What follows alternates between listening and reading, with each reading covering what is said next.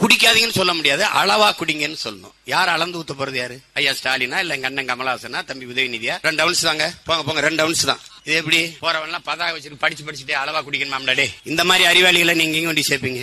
நாம போற்றிய மதிச்ச நேசிச்ச எங்க அண்ணங்க எல்லாம் இப்படி பேசுனா நாங்க எங்க போறது? எங்க போறது?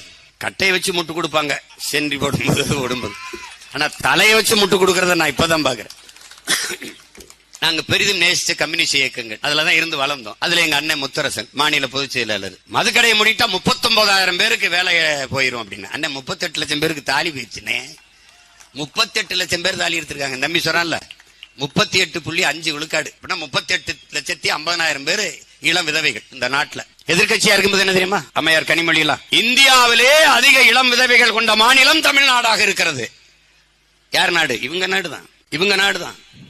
அவர்கள் கொடுத்த வாக்குறுதியை தான் நிறைவேற்ற சொல்லி நம்ம கேட்கிறோம். செய்யல.